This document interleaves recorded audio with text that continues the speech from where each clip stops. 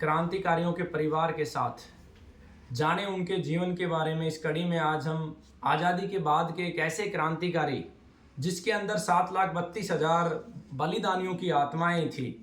राजीव भाई को जब भी मैं देखता था तो कभी मुझे उनके अंदर भगत सिंह नजर आता था, कभी उनके अंदर मुझे चंद्रशेखर आजाद नजर आता था, कभी नेताजी सुभाष चंद्र बोस जैसा वो नेतृत्व नजर आता था जो इस राष्ट्र को आगे बढ़ा सकते हैं।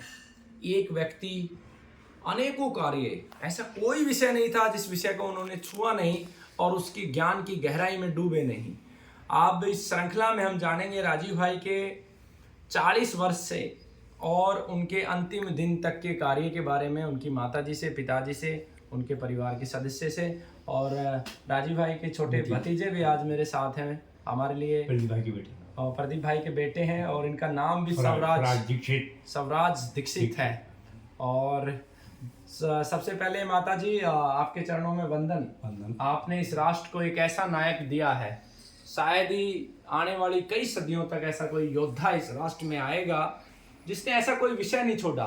ज्ञान के रूप में हमने बहुत सारी चीजें देखी, बहुत लोगों को मैंने सुना है, लेकिन कोई एक ऐसा व्यक्ति जिसको हर विषय का गहराई से ज्ञान हो, ऐसा व्यक्ति मैंने अपने जीवन में नहीं देखा। मेरा भी जीवन राजीव भाई ने बदल दिया। आप सबको मैंने पहले भी बताया कि राजीव भाई के सुनने से पहले हम कॉर्पोरेट में काम करते थे। एक एक दिन में जो है सिर्फ एक ही लक्ष्य होता था, पैसा कमाना। एक एक घंटे के 14,000 रुपये तक हमने कमाए हैं। और होंडा में टैक्स का काम करते थे। होंडा में अभी भी हम कार्यरत हैं, हालांकि अब छुट्टी पे चल रहे हैं, LLM कर रहे हैं।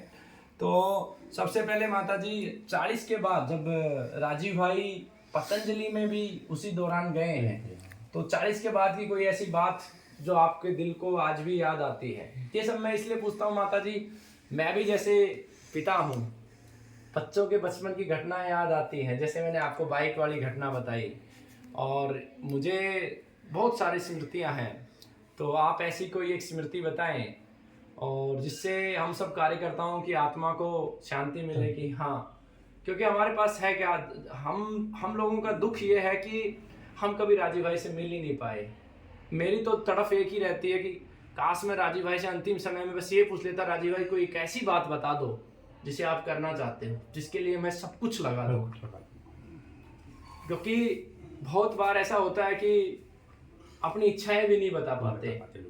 मैंने तो अपनी इच्छा, जैसे मेरे माता पिता को मैं सबको बताता हूँ कि अगर मेरा मैं समाप्त हो जाऊं तो मुझे ऐसी जगह जमीन में समा देना, चारों तरफ बरगद लगा देना, ये मेरी इच्छा है। तो ऐसी बातें मतलब मन में मेरे भाव रहता है कि काश मैं राजीव भाई से मिल पाता। एक बार वो कह देते कमल ये कर दे बेटा, तो मैं कूद कूद के उस काम को करता। हालांकि जितना राजीव भाई को सुना है, समझा है, उस कार्य में लगा हूँ। प्रकृति माँ की कृपा बनी रही, आपका आशीर्वाद बना रहा तो निश्चित रूप से करेंगे, है ना। तो माता जी आप बताएं उस समय की कोई घटना।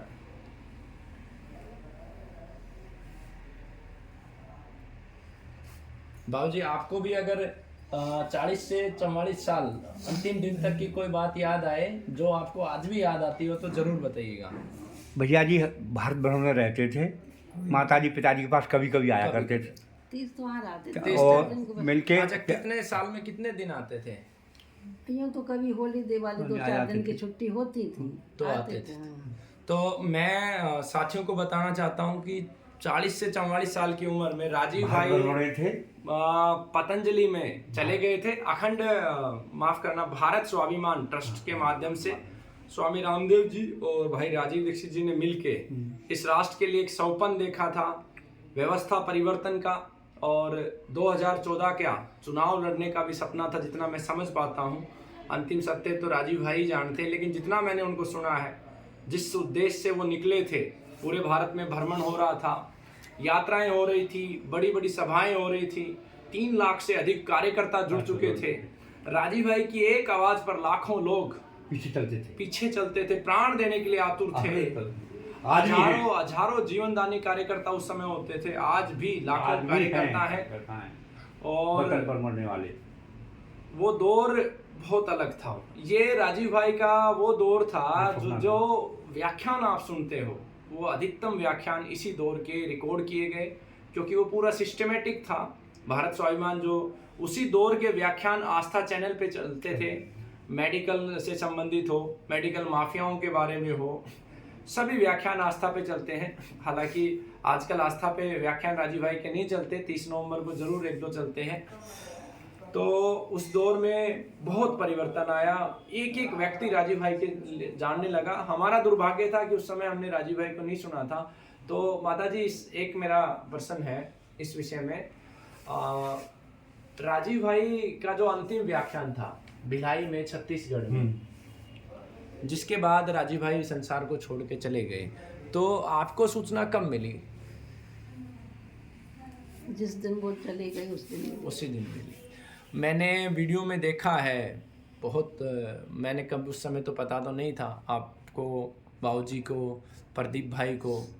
और आपको बताना चाहता हूँ माता जी, हमने एक यात्रा भी निकाली थी हमारे गुरुकुल से लेके मेरे बच्चों के साथ, और वही स्थान तक जहाँ पे राजीव भाई का अंतिम संस्कार किया था। उस समय तो हम गए थे हरिद्वार में, कनखल तक निकाली थी। वहाँ हमने बरगद के पेड़ भी लगाए हैं और उनसे हमने प्रार्थना भी करी थी कि उसी जगह हमें कुछ ज़मीन दे दी जाए, है ना, हम वहाँ पे एक संग्रहालय बनाएंगे।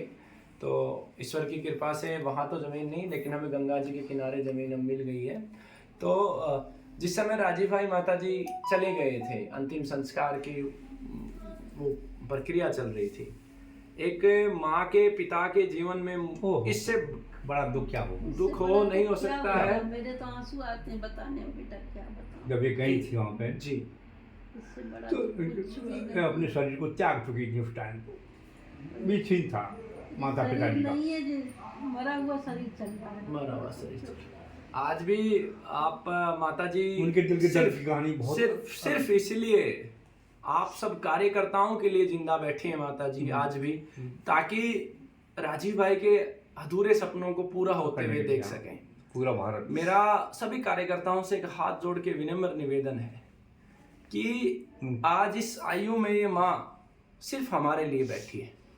इनका तो सब कुछ जा चुका है, अब हमें आपस में एक हो जाना है और हमें इस परिवार का साथ देना है, हमेशा हमेशा राजीव भाई का साथ देना है, राजीव भाई के भाई प्रदीप दीक्षित जी का साथ देना है, और माता जी पिताजी का साथ देना है। मैं आज माता जी के चरणों में बैठा हूँ। होगा क्या ये मैं नहीं कह सकता, लेकिन माता जी अगले 5 वर्षों में मेरे कुछ संकल्प हैं, आप आशीर्वाद देना, जिन्हें मैं अवश्य पूरा करना चाहूँगा। होंगे या नहीं होंगे तो प्रकृति माँ ही जानती है।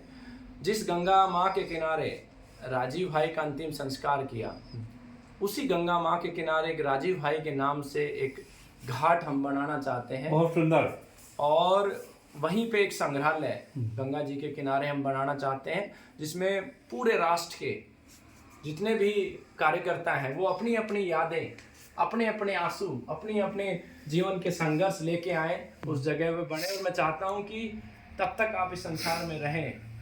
एक मेरा सपना है माँ के चरणों में और बाबूजी के चरणों में मैं संकल्प लेता हूँ कि एक विश्वविद्यालय की नींव रखेंगे उसी गंगा माँ के जल के पास, गो गंगा हिम विश्वविद्यालय, जिसमें जो राजीव भाई का सपन था गाय के ऊपर शोध हो, वहाँ पे रिसर्च का काम हो, गोपाल मणि जी कहते है ना, पढ़ाने के काम हो बच्चों का, और चिकित्सा का क्षेत्र राजीव भाई का मूल क्षेत्र था।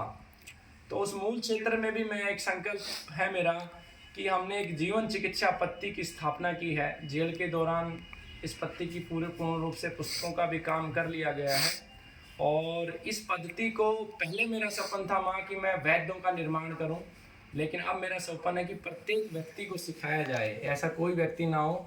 मेरा प्रयास रहेगा कम से कम भारत के 28 राज्यों में अगले 5 वर्षों में हर राज्य में एक औषधालय हो, विद्या केंद्र हो, गुरुकुल हो। ऐसा भी मैं ईश्वर के चरणों में प्रार्थना करता हूँ, और ईश्वर साक्षात आप मेरे साथ बैठे हो। भारत में आज भी आयुर्वेद, प्राकृतिक चिकित्सा का कोई रिसर्च सेंटर नहीं है माता जी। एक रिसर्च सेंटर की स्थापना भी अगले 5 वर्षों में होगी। उसकी ज़मीन लगभग 2 करोड़ रुपए की गंगा माँ के किनारे कैंसर रोगियों के सहयोग से हमने खरीद ली है। वहीं पे राजीव भाई का घाट बनेगा। बहुत सुंदर, ये भी एक संकल्प है मेरा माँ। और राजीव भाई का जो मूल कार्य था माँ, मैं उस कार्य से बहुत दूर था। इस जेल जाने से पहले व्यवस्थाओं को बदलना, और अगले 5 वर्षों में जितने भी इस राष्ट्र के गलत कानून हैं, उन कानूनों के ऊपर भी निरंतर मैं कार्य करूँगा। इतना ज़रूर है कि धारा 376 के अंदर तो मैं बहुत बड़ा परिवर्तन लेके आऊँगा। बाकी जितने भी कानून हैं उन कानूनों के ऊपर भी निश्चित रूप से हम कार्य करेंगे। और बस आप आशीर्वाद दो माँ, संगठन मजबूत हो, है ना, और आपके आशीर्वाद से ही सब होगा। लेकिन बस मेरी एक ही प्रार्थना, इन कार्यों को देखे बगैर आप हमें छोड़ के मत जाना, क्योंकि हमारे सब कुछ आप ही हैं माँ, है ना। बहुत सुंदर।